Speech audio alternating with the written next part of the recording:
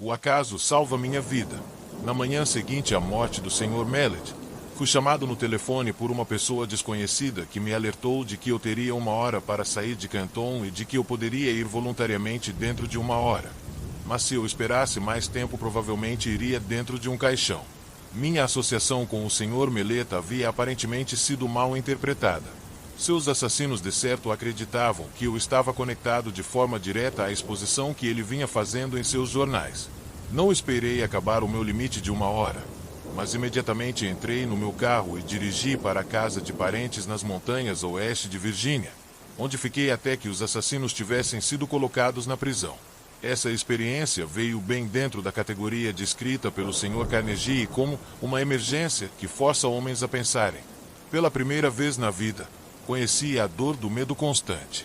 A minha experiência de alguns anos anteriores, em Columbus, havia preenchido a minha mente com dúvida e indecisão temporária, mas essa preencheu a minha mente com um medo que parecia impossível de remover. Durante o tempo em que eu estava escondido, raramente deixava a casa à noite.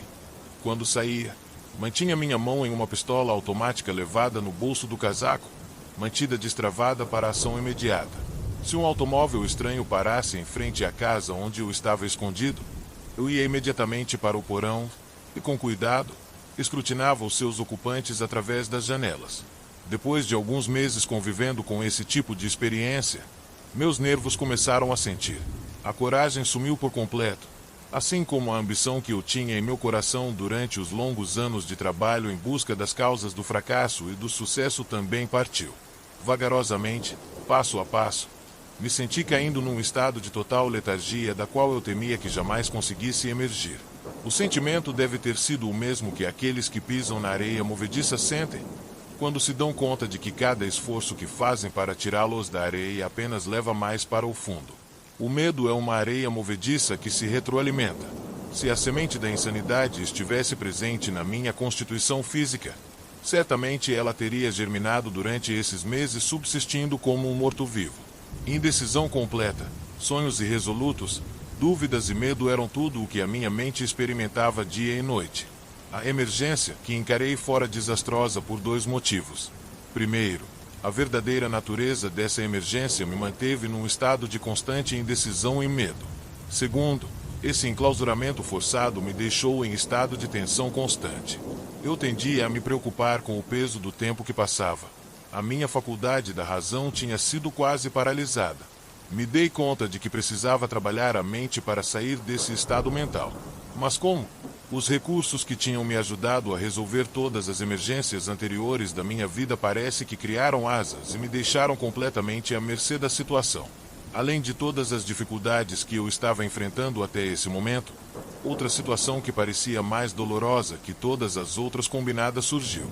Era a tomada de consciência de que eu havia gastado a maior parte dos meus últimos anos em busca do arco-íris, procurando aqui e lá pelas causas do sucesso, e me achando agora nesse exato momento mais fraco e incapacitado do que qualquer uma das 25.000 pessoas as quais eu havia julgado como sendo fracassos. Esse pensamento era quase enlouquecedor. Além disso, era também extremamente humilhante, porque eu estava palestrando por todo o país em escolas e faculdades e para organizações de comércio, tentando contar às outras pessoas como aplicar os 17 princípios do sucesso, enquanto aqui estava eu, incapaz de aplicá-los para mim mesmo. Estava certo de que nunca mais poderia encarar o mundo com um sentimento de confiança. Toda vez em que me olhava no espelho, notava uma expressão de desgosto próprio na minha face, e frequentemente disse coisas ao homem no espelho que não devem ser escritas. Eu havia começado a tomar o lugar na categoria dos charlatões que oferecem a outros um remédio para a cura que eles não conseguem aplicar com sucesso a si mesmos. Os criminosos que assassinaram o Sr. Mellet foram julgados e mandados para a prisão perpétua. Por isso, seria perfeitamente seguro, considerando onde eles estavam, sair do meu esconderijo e novamente tocar o meu trabalho. Contudo, não conseguia sair, porque agora encarava circunstâncias mais aterrorizantes do que aquela que havia sido criada pelos assassinos. A experiência destruíra qualquer tipo de iniciativa que eu havia tido. Eu sentia uma influência de tal modo depressiva que tudo parecia um pesadelo. Estava vivo e poderia me mover, mas não conseguia pensar em um único movimento por meio do qual eu pudesse continuar a procurar pela meta que eu tinha estipulado para mim mesmo, baseado na sugestão do Sr. Carnegie. Estava rapidamente me tornando indiferente não apenas a mim mesmo, mas, pior ainda, começava a me tornar mal-humorado e irritado com aqueles que haviam me oferecido abrigo durante a minha emergência. Encarei a maior emergência da minha vida. A menos que tenha passado por uma experiência similar, você não consegue imaginar como me senti. Tais experiências não conseguem ser descritas. Para serem entendidas, devem ser sentidas. O momento mais dramático da minha vida. A virada veio de repente, no outono de 1927, mais de um ano após o incidente de Canton. Deixei a casa em uma noite e caminhei para o prédio da escola pública que se situava no topo de uma montanha acima da cidade. Eu havia chegado a uma decisão de lutar contra tudo aquilo antes que a noite acabasse. Comecei a caminhar em volta do edifício, tentando forçar meu cérebro confuso a pensar com clareza. Devo ter dado centenas de voltas ao redor do prédio antes que qualquer coisa que se assemelhasse a um pensamento organizado pudesse cruzar a minha mente. Enquanto caminhava, repetia constantemente para mim mesmo: existe uma saída e vou achá-la antes de voltar para casa. Devo ter repetido essa frase 1000 vezes. Além disso, estava decidido a fazer exatamente o que eu estava dizendo a mim mesmo. Estava totalmente desgostoso comigo mesmo, mas ensaiei uma esperança de salvação. Então, como um raio que cai de um céu claro, uma ideia explodiu em minha mente com tal força que o impulso fez com que meu sangue subisse e descesse das minhas veias de forma abrupta. Este é o seu período de teste. Você foi reduzido à pobreza e humilhado para que pudesse ser forçado a descobrir o seu outro eu.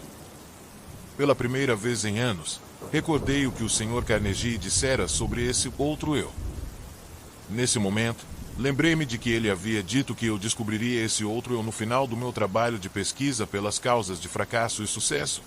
E ainda recordei que ele disse que a descoberta normalmente viria como resultado de uma emergência, quando homens são forçados a mudar os seus hábitos e pensar formas de sair da dificuldade.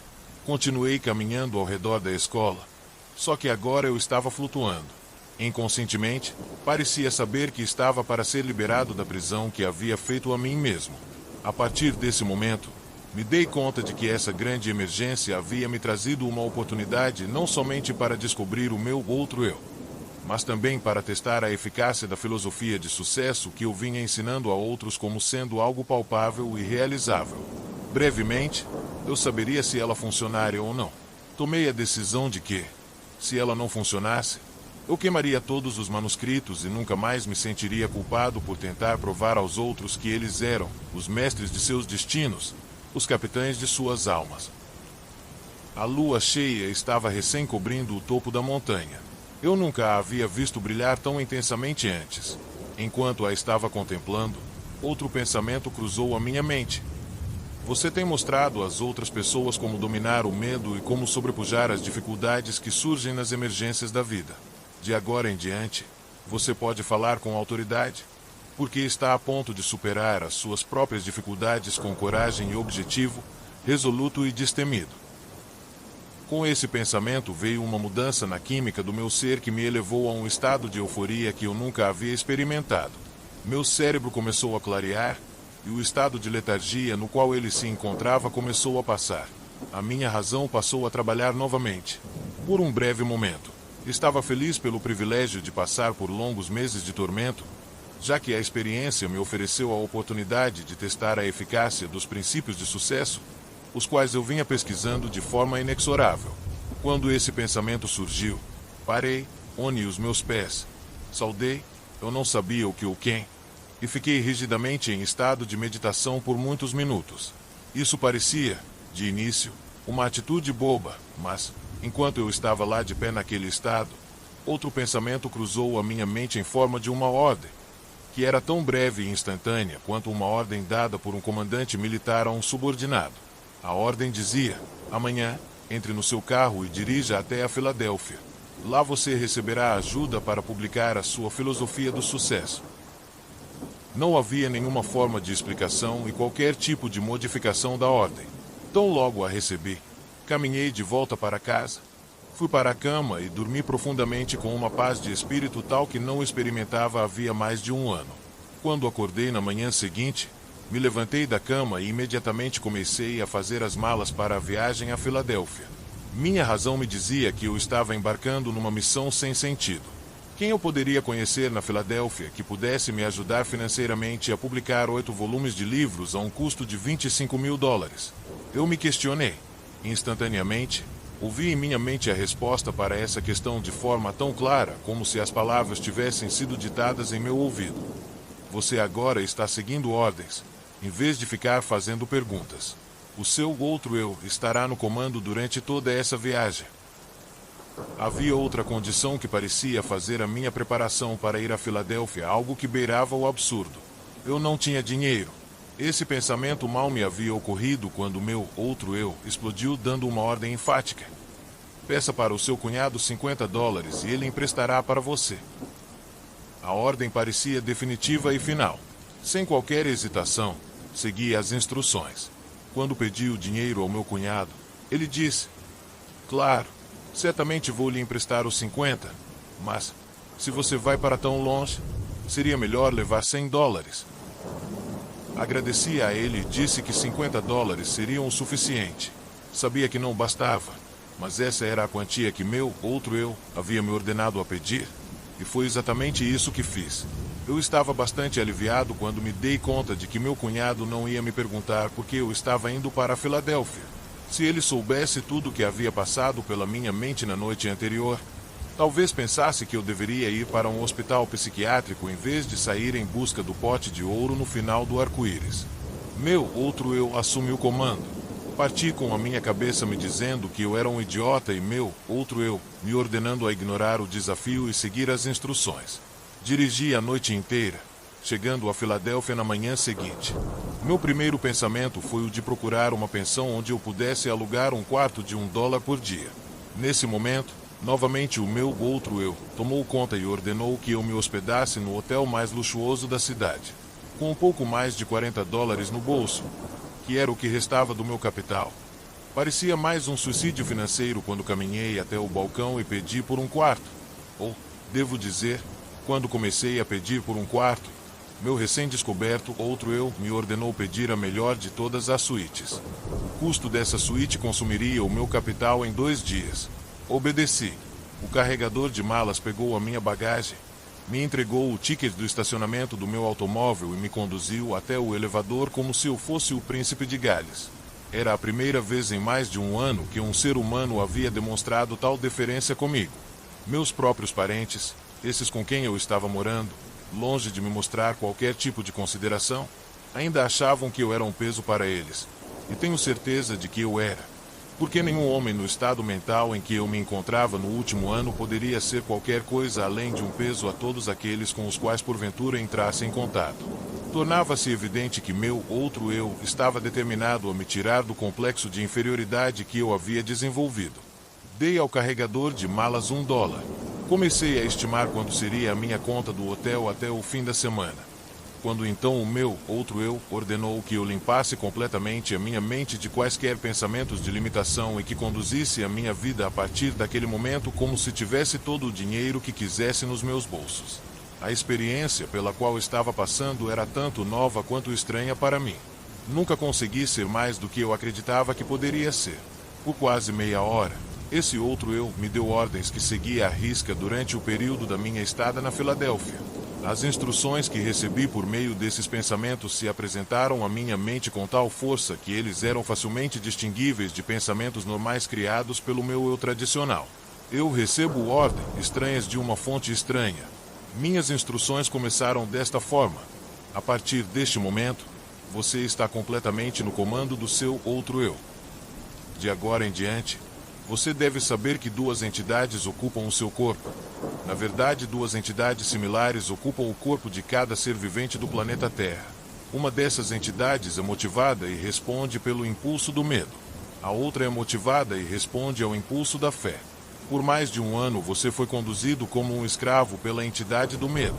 Há 2 noites, a entidade fé assumiu o controle do seu corpo físico, e a partir daquele momento você foi motivado por essa entidade. Por mera conveniência, Você pode chamar essa entidade fé de seu outro eu.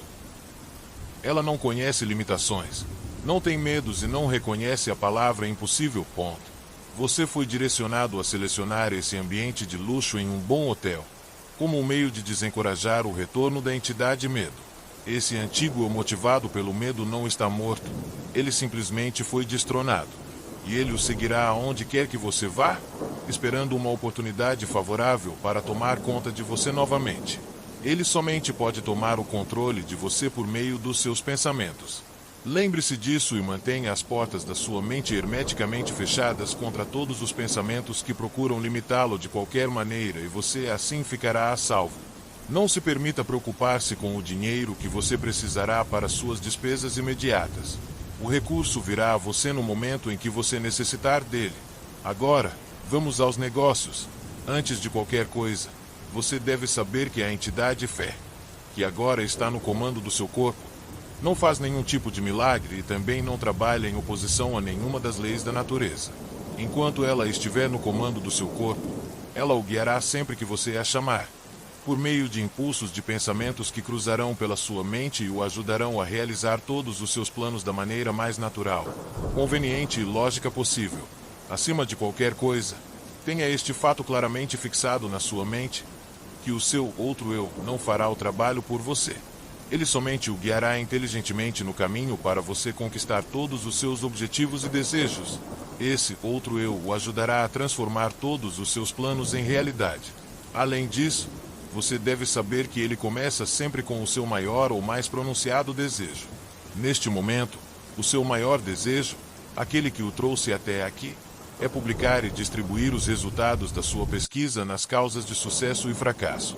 A sua estimativa é de que serão necessários aproximadamente $25.000. Entre os seus conhecidos, há um homem que estará disposto a investir o capital necessário.